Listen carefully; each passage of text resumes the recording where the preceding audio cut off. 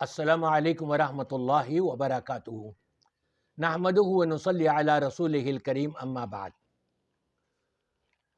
جناب سامعین کرام، اس میں شک نہیں کہ جو کلمہ پڑھ لے لا الہ الا اللہ محمد رسول اللہ، اسلام کے دائرے میں اپنے آپ کو شامل کر لے تو یقیناً اس کے اوپر روزانہ 5 وقت کی نماز فرض ہو جاتی ہے۔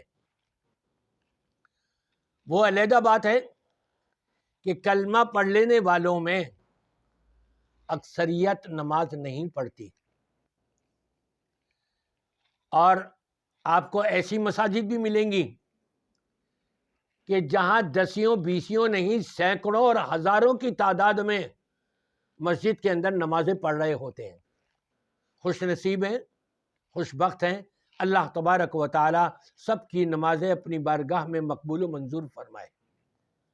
لیکن بعض چیزیں ایسی ہیں، نماز تو پڑھ لی لیکن نماز مردود ہو گئی، اللہ کے ہاں درجہ قبولیت نہیں پا سکی، نہ دنیا میں کچھ ملا نہ آخرت میں کچھ ملا، بلکہ ہلاکت اور تباہی و بربادی مقدر بن گئی۔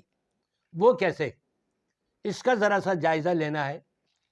پہلی چیز یہ، ہمارے وہ ساتھی، وہ کلمہ پڑھ لینے والے مسلمان کہ جو پینٹ شرٹ پہنتے ہیں، نماز ہو جائے گی پینٹ شرٹ میں، یہ نہیں کہہ رہا میں کہ نماز نہیں ہوگی، لیکن خیال کیجئے، پینٹ شرٹ پہنتے ہیں، شرٹ ان کی اتنی ٹائٹ ہوتی ہے اور پینٹ ان کی اتنی ٹائٹ ہوگی اور تھوڑی نیچے ہوگی کہ جب سجدے میں جائیں تو سجدے میں جاتے ہوئے ان کے کولوں کی جوڑ جو ہے نا وہ نظر آ رہے ہوتے ہیں،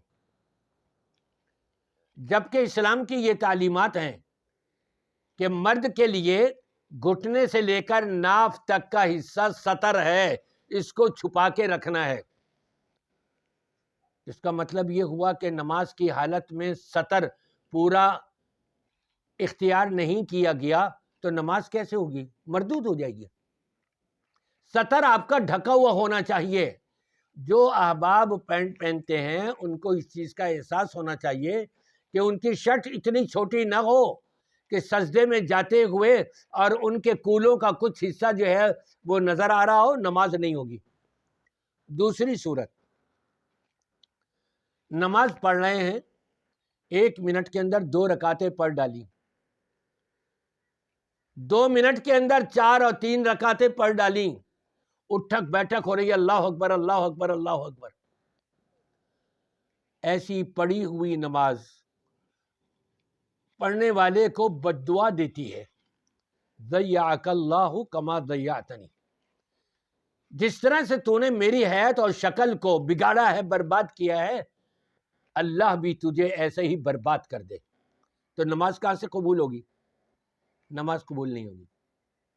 ایک اور صورت، آپ نماز تو پڑھ رہے ہیں لیکن دعائیں آپ کو نہیں آتی ہیں، اللہ اکبر، سمع اللہ لمن حمدہ، اللہ اکبر اللہ اکبر اللہ، بس یہی ہو رہا ہے، دعائیں نہیں پڑھ رہے ہیں، آپ کی نماز نہیں ہوگی۔